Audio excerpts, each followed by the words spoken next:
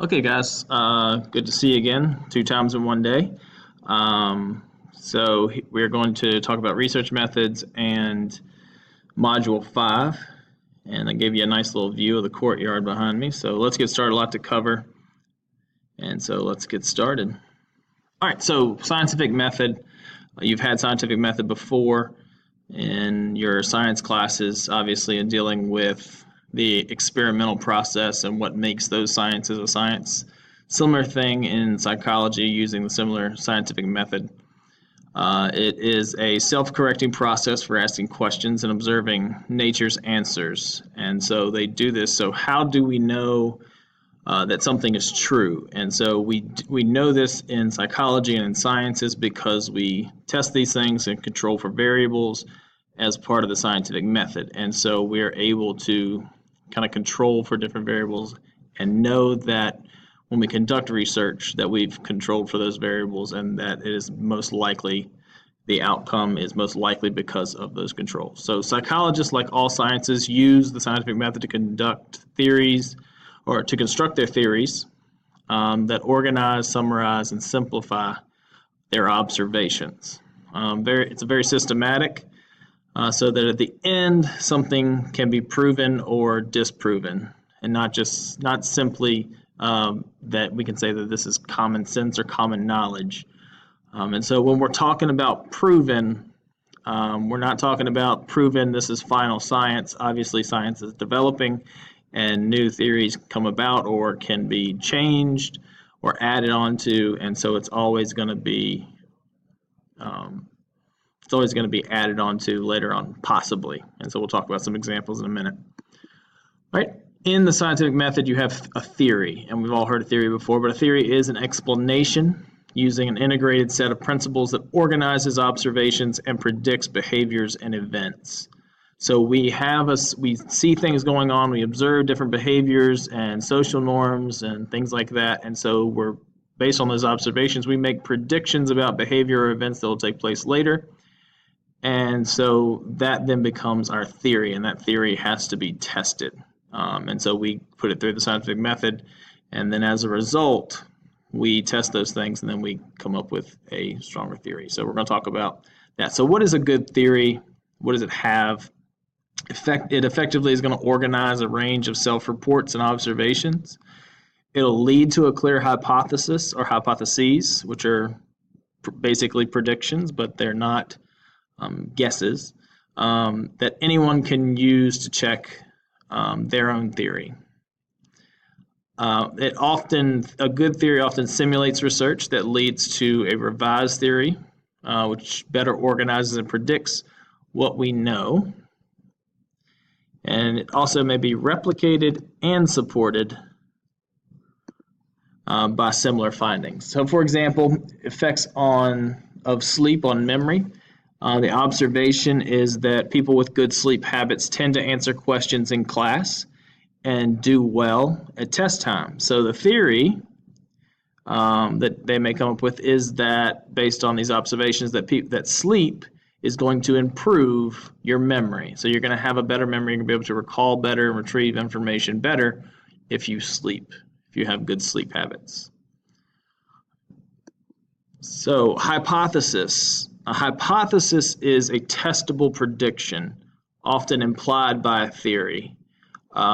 So basically, these predictions are going to specify what results or behaviors and events support the theory and what results could cast doubt on the theory. And so it's usually in an if-then statement. So if this behavior happens, then the result's going to be this. And so, for example, effects on sleep memory, a hypothesis. When sleep-deprived people will remember less from the day before.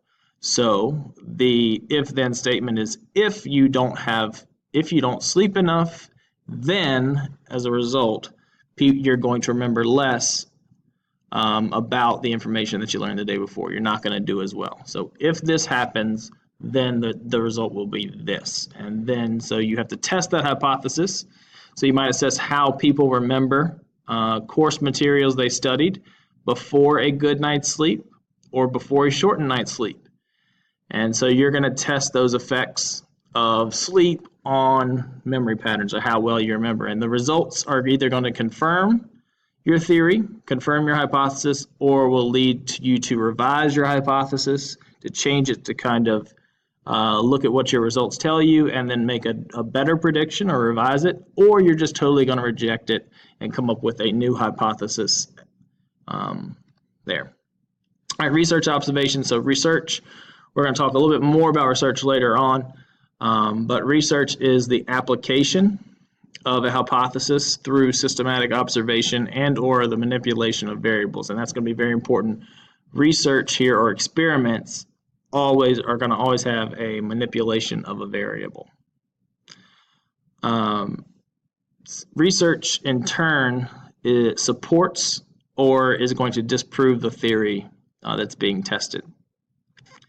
And so in research, you have to have what are called operational definitions. And these definitions are precise definitions of a variable being observed so that it can be, one, measurable, so that we can measure what's happening with that variable, and also that it's manageable, so that we can be able to replicate these later on down the line. So what I want you to do on your notes is to come up with operational definitions of these variables that we have here.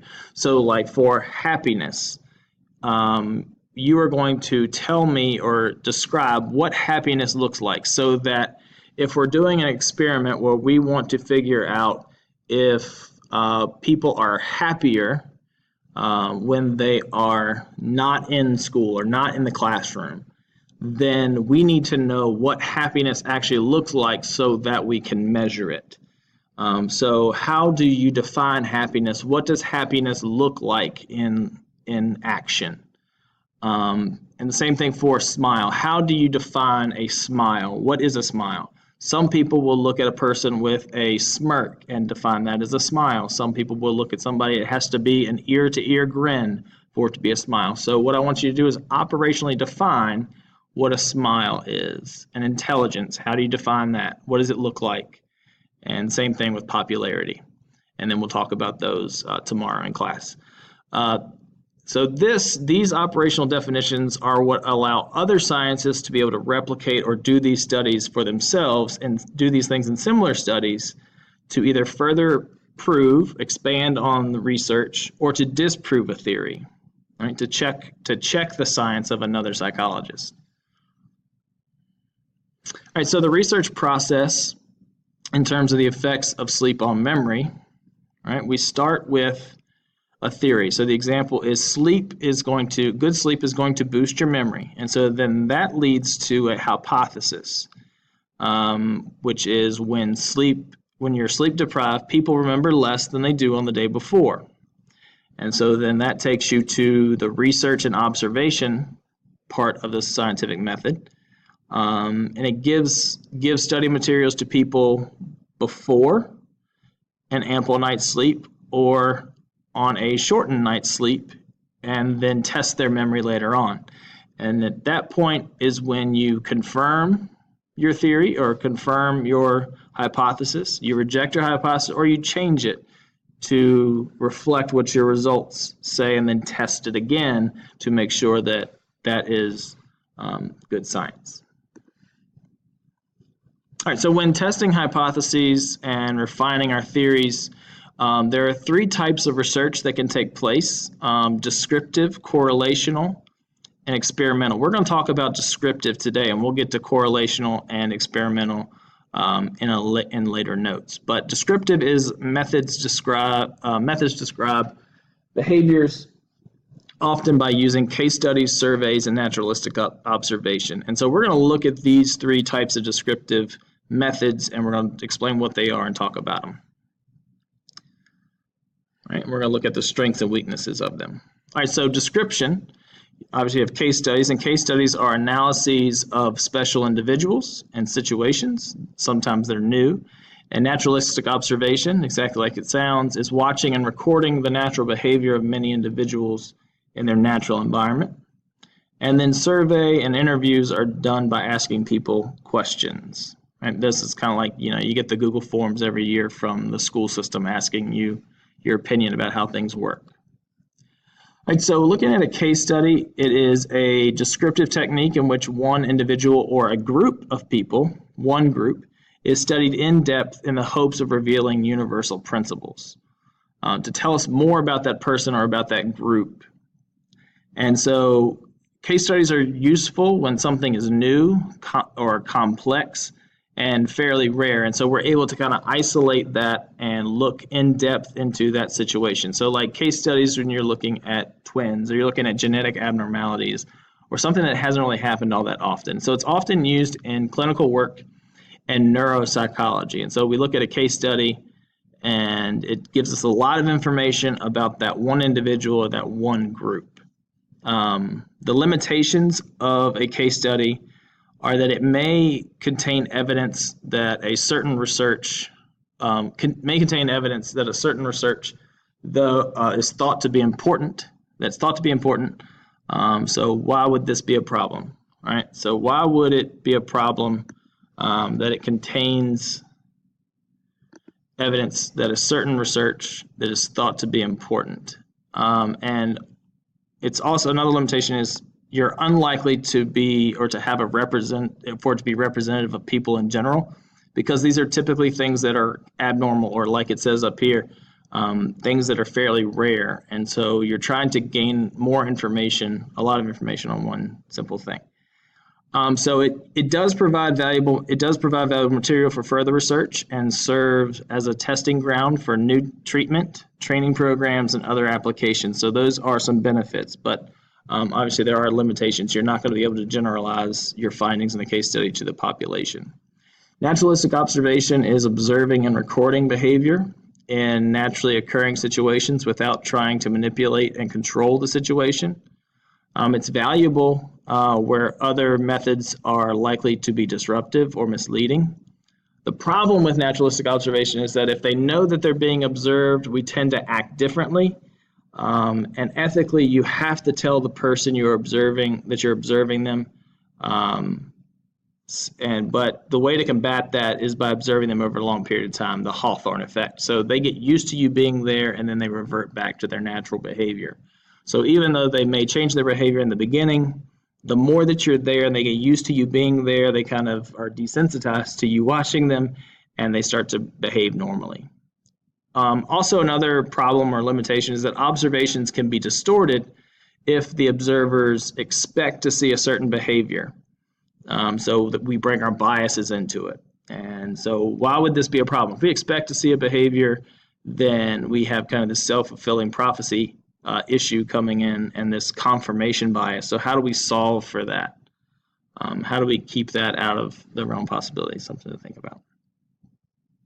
All right, in the survey, a lot of questions. It's a technique for ascertaining or coming up with the self-reported attitudes or behaviors of a particular group, usually by questioning a representative sample, random sample of a group. The validity depends upon a few things. How questions are going to be worded that can impact the way that we respond. And then also the representatives of the people being surveyed, right? Are we including all the people in the population? Are we randomly sampling? And is it representative? So is the information going to tell us what we think what it needs to tell us? Is it valid? Other limitations, willingness of people to be honest, honestly complete the survey, and people may say what they believe they should say rather than what they actually think. So, can you trust it? Are people just doing the survey to do it? Are they playing around trying to mess up someone's results? And it's still a good way to get a large amount of information in a hurry. Then you have quasi-experiments, which are not really full experiments, but they have the same control as an experiment. So, for example, researchers want to test the hypothesis of pregnant women's use of drugs.